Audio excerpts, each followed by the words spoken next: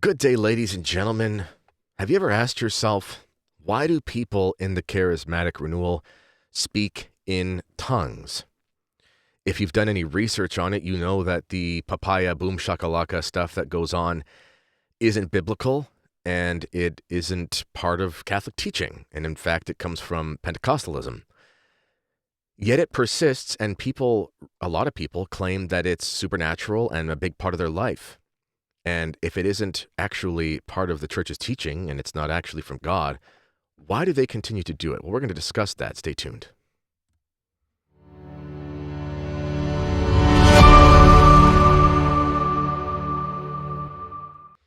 Good day, ladies and gentlemen. As I said, we're going to discuss the phenomenon of speaking in tongues. And we're going to break down some of the reasons why it happens from more of an emotional and psychological level, which will help to explain, if you're someone who has tried to talk about this with others, why people get so upset about it. There's some pretty clear reasons as to why they do when you understand the emotional and psychological attachments that people have to these experiences, which are not just found in Pentecostalism and Charismaticism, but also in animist, non-Christian religions. And I break this down in my book, Charismania, which is available in the description area to this podcast. There's also an audiobook. So if you go to audible.com on the app on your phone, or if you go to Amazon through Amazon books, you can find the audiobook there as well as the print copy. And there's also a Kindle. All right. Speaking in tongues. What is it? Well, you've probably seen speaking in tongues, and it looks something like this. We don't have words, thoughts to put to it. And we pray then, allow the Spirit to pray as the mind falls away. Renew the face of the earth. E nós renovaremos a face da terra. Brothers and sisters, I want you to begin to pray in a new language. Meus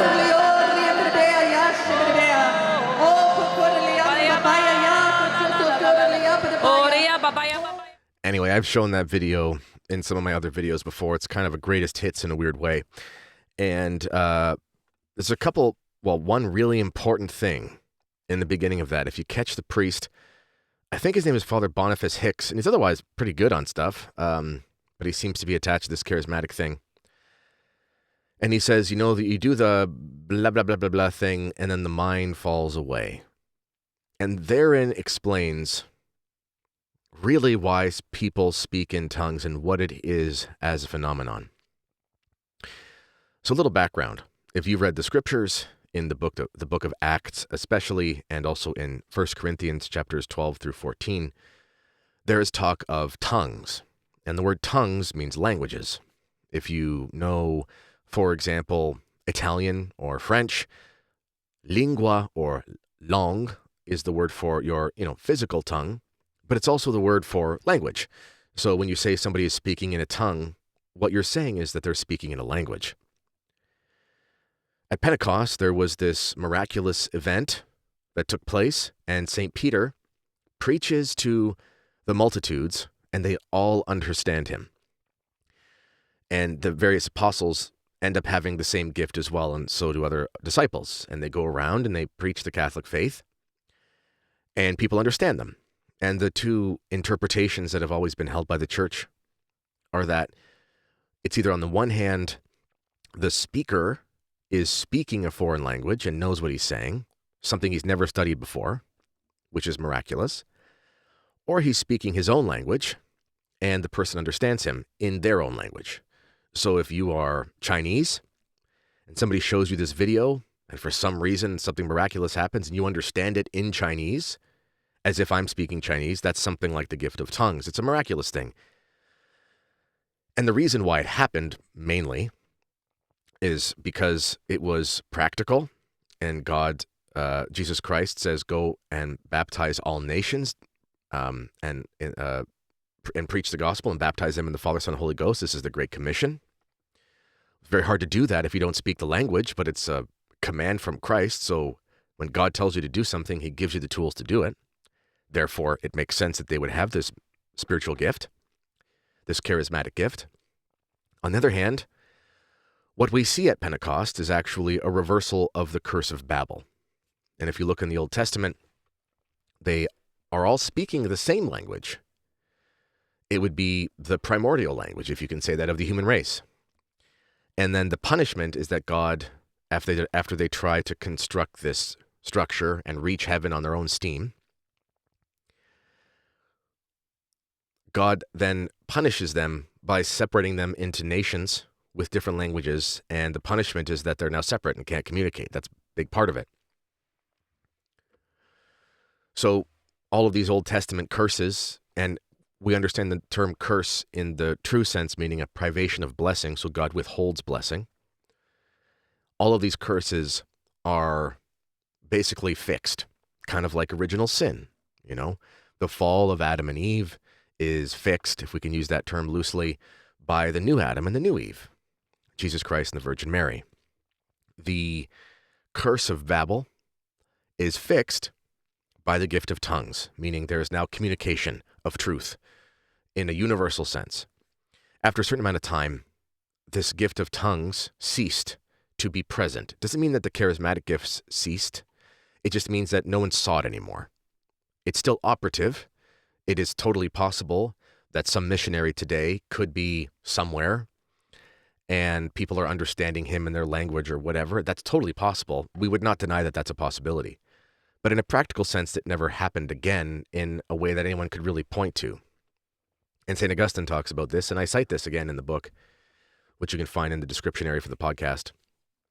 By the 4th century, St. Augustine is saying, we read about these things in the New Testament, but who would see them today? No one, because no one saw them anymore, even if many did for the first century or two. But in the charismatic renewal, the gift of tongues is not the biblical gift of tongues.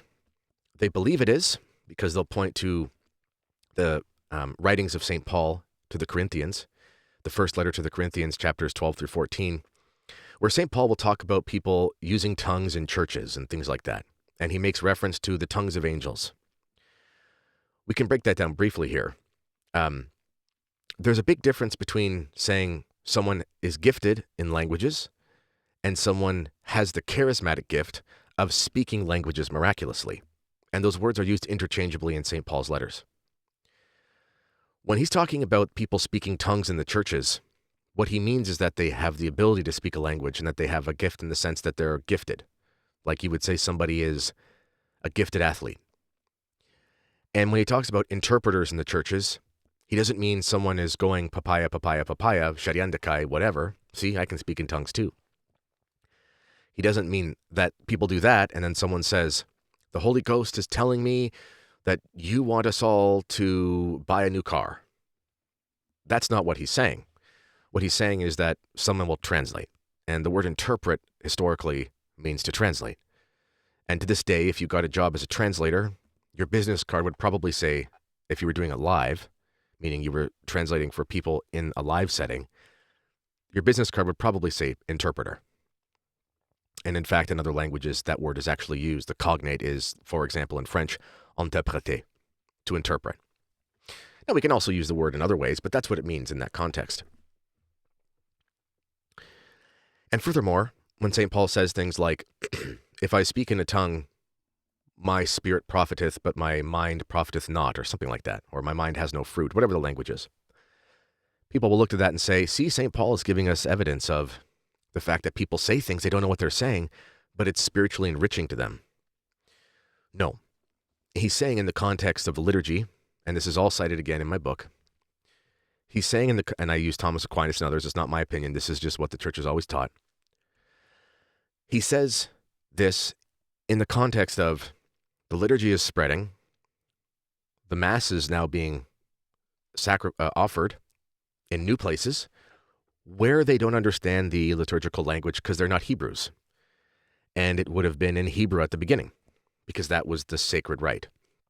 They basically took, in some ways, the rites that were taking place in the synagogues and in the temple, and then sort of the consecration was made a part of that. That's a loose way of talking about it. This point of this podcast isn't to go into huge detail on that, but that's kind of what was happening.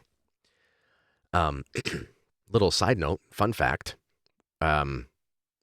the liturgical researchers and experts that know what they're talking about have been able to prove that the music that was taking place in the temple chanting, had the same sort of intonation as Gregorian chant. So it's as ancient as that. Anyway, excuse me. So St. Paul is saying, listen, we need people translating. We need people helping these people understand what's going on. Because and he's speaking in a metaphorical sense, a hypothetical sense, I should say. If I speak in a tongue that I don't understand, or if I pray in a tongue I don't understand, my spirit profits, but my intellect doesn't profit. What does that mean? Well, let's say you were to stumble upon Vespers from some traditional Catholic monks at a monastery in Europe, and it's like 5 p.m. on a Sunday, and you're a tourist, and you stumble upon it, and you don't understand Latin, and you hear them singing the Vespers. It'd be a very spiritually enriching experience. It'd be very moving. You would know you were in a situation, in a setting of reverence, and it would actually be a good place to pray. It'd be very profitable spiritually, but you wouldn't know what was said. And it's helpful to know what is said. It doesn't mean you should translate into the vernacular, but it's helpful to know what's being said in the other language, which is why throughout church history, there have always been different attempts to help the people understand. If you go to Italy, for example, you'll see in certain churches, there are these podiums that kind of come out of the pillars or out of the walls and these staircases that go up. And you find out what the purpose of that was. It wasn't for the priest. It was so that they could basically be unfolding these scrolls that had the rites that was going on in the ceremony written in the language people could read, which also shows you more people were illiterate than we think there were. But it has nothing to do with speaking funny words or languages when he says things about speaking in tongues and not knowing what it means, etc. And lastly, when he talks about angelic languages, he doesn't actually mean it literally. He means it like even if I were to speak the tongue of an angel, meaning even if I had some extremely high spiritual gift, if I don't have charity, I have nothing. He doesn't actually mean there's a language of angels because angels don't have languages because they don't have vocal cords. It's pretty simple.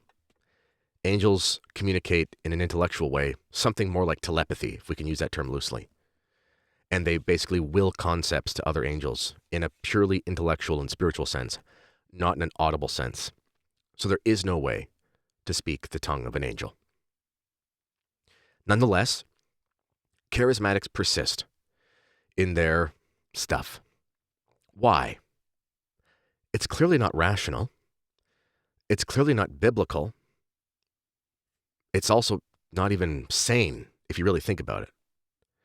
So that priest that I showed you, Father Boniface Hicks, he said the mind falls away. That's really important. Why? Well, I'm going to tell you why it is in just a second here, but I want to show you something before we continue.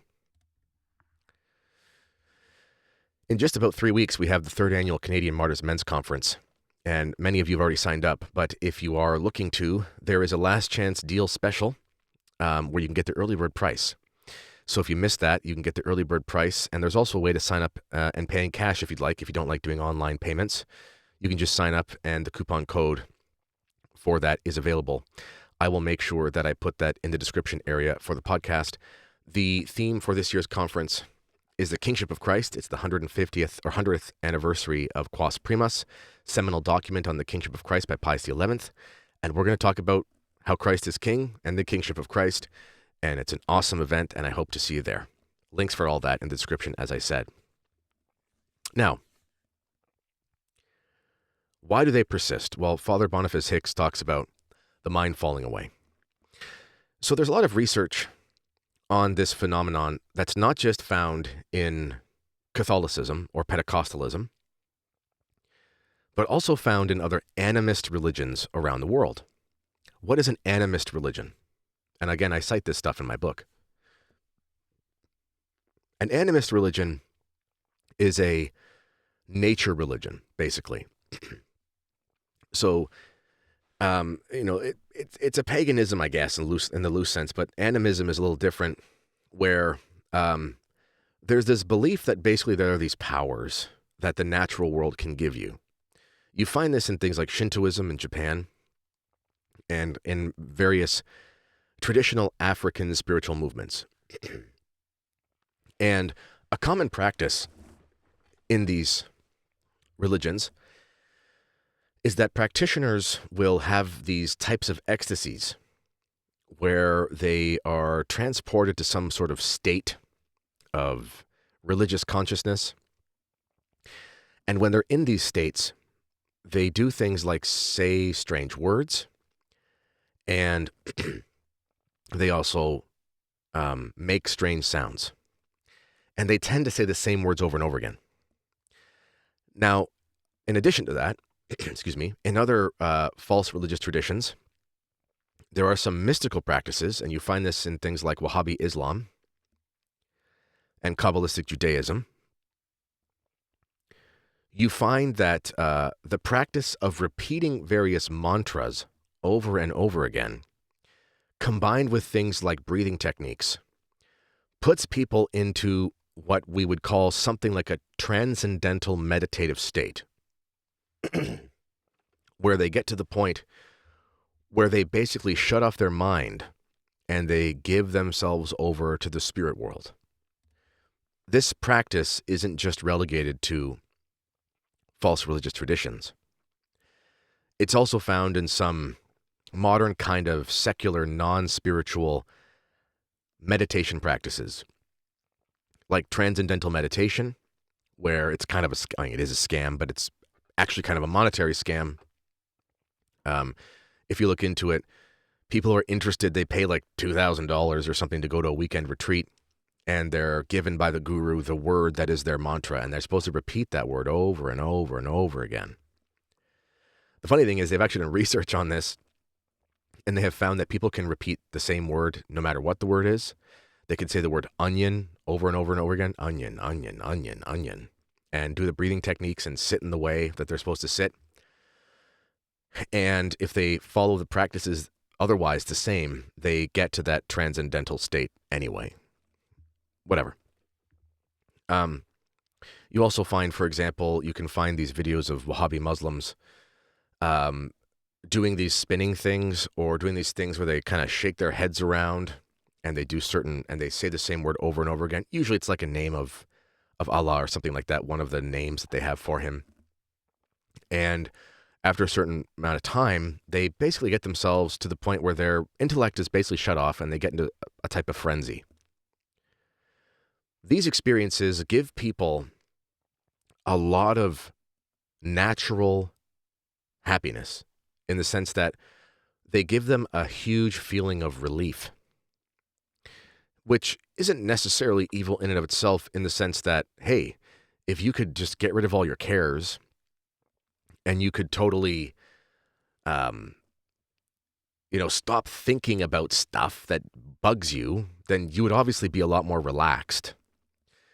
And there's nothing wrong with wanting to clear your head.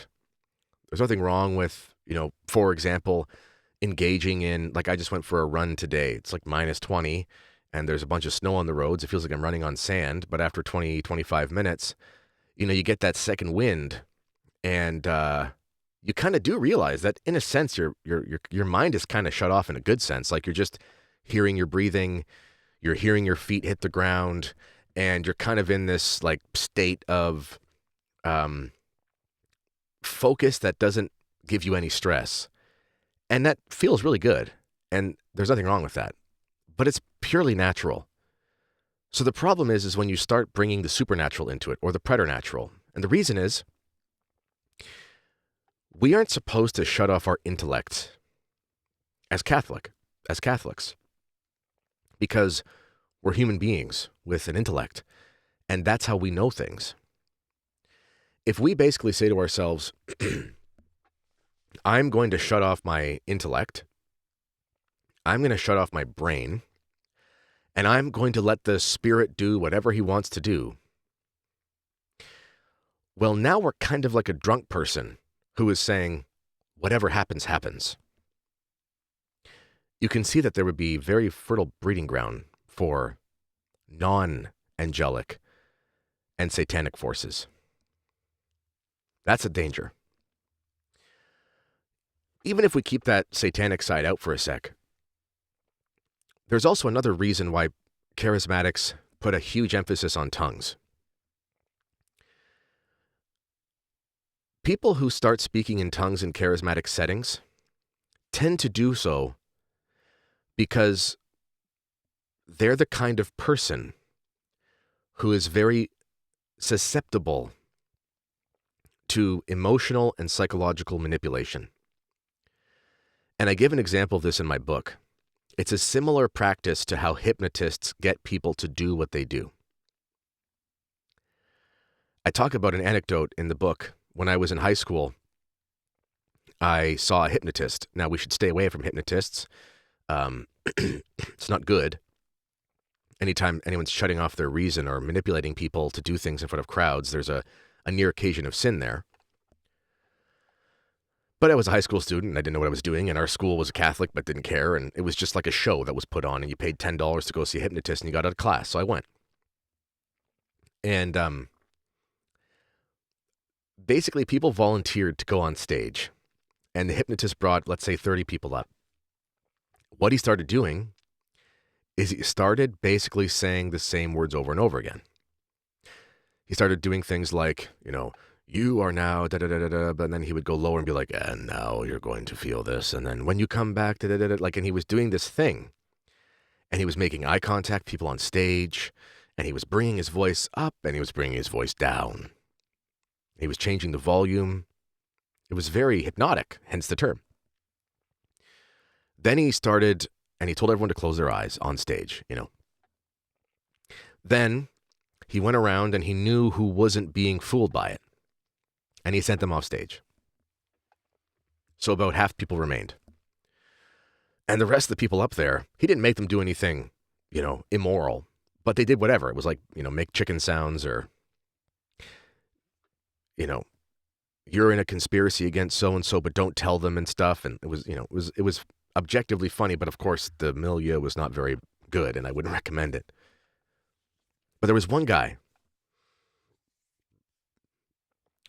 in the group who everyone in the crowd knew was faking it. But he didn't want to admit it.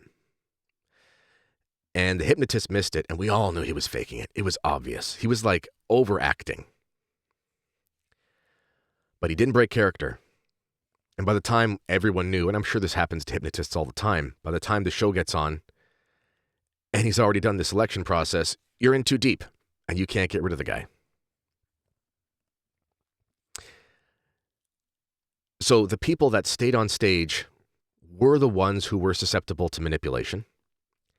And in the minority, they were the ones, or he was the one, who so badly wanted to be part of it that he was willing to fake it. A lot of charismatics aren't faking it. A lot of them do get into that animist, transcendental, meditative state where they get whipped up into a frenzy. And if you look at the way that charismatic events take place, there are always things like manipulations of music, and the music is often very, what's the word? Not ethereal. It's very hypnotizing. There's a certain tone in the way that the sounds are being done, and the people keep repeating the same words over and over again, and it kind of goes in these waves. You find this in a lot of praise and worship music, and that's what's used in those settings. There's a manipulation of lights. There's always a light show, and there's always a turning down of the lights, which is what nightclubs do, for example. If you go to a nightclub, which I don't recommend, but I used to be a bouncer in a former life, there's a reason they turn off the lights. People do things when the lights are off that they don't do when the lights are on. They're more comfortable to express themselves because there's this psychological understanding that nobody's going to see you. There's also a lot of physical contact, which is kind of creepy if you think about it. But the lights are down and people are touching each other. So there's a huge emotional vulnerability, which is why there's a ton of perversion in the charismatic renewal no one wants to talk about. A lot of sexual sins that take place between a lot of the leaders, actually. And it's really wrong. And there's always a leader who's leading the event. And he's encouraging people to let go and saying the same thing over and over again and leading a crowd kind of like it's a hypnotic self-help seminar. There's also the fact that people get whipped up into a type of groupthink, kind of like what happens at a stadium during a game. You know, I love the Buffalo Bills and the Montreal Canadiens. You can probably see that on my sweater here. The Habs are having a terrible season. The Bills might win the Super Bowl, which I'd be happy about. And I've been to a few games in my life, as well as non-professional games. And it's awesome. It's so fun. You know, you're cheering for the team. You're high-fiving someone beside you you've never met when you get a goal or a touchdown. I remember when Team Canada won the Olympic gold medal in 2010. I was living in Ottawa, which was a great place to be because nation's capital. It was the last event of the Olympics. It was on Sunday. And Canada won in overtime against the U.S. Sidney Crosby scored the golden goal, as they called it. And I was at a pub watching the game. I was sitting at the bar, and there was a Subway across the street. And we were all so nervous because it was like we were up, and then the U.S. scored with like 30 seconds left, and then we go to overtime. And we're like, oh, man, this is an Olympics in Canada, and we're going to blow this thing. Super nerve-wracking. Edge of our seat, biting our nails. Bunch of patriots wanting the boys to bring home the gold.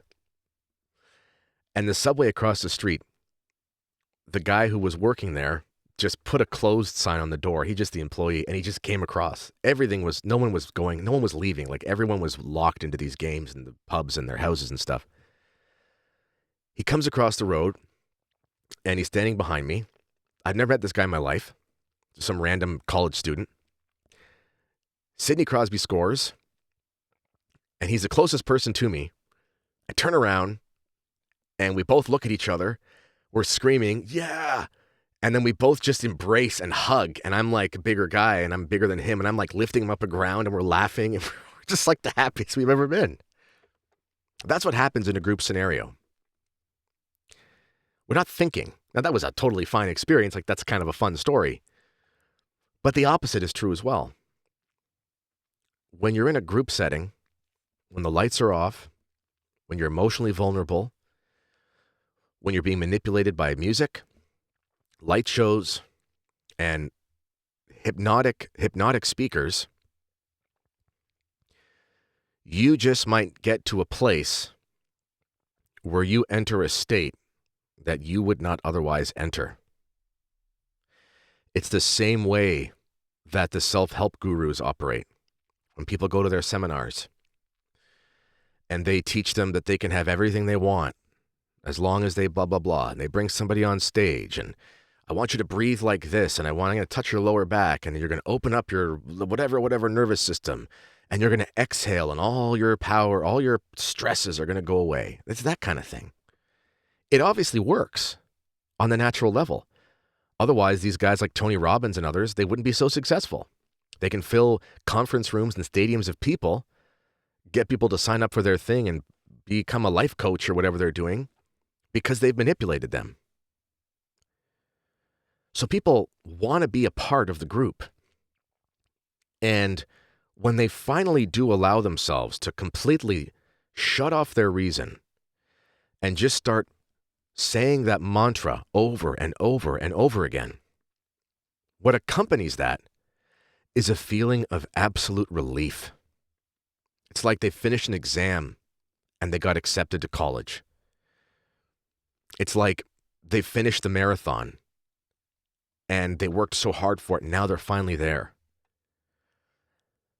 In a darker sense, it's like what happens with people who engage in drug use. In a former life, I was not a drug addict, but I worked at a place where, I worked as a bouncer, and I talked to a lot of people who had experience in that because that was the clientele of some of the people that would come there.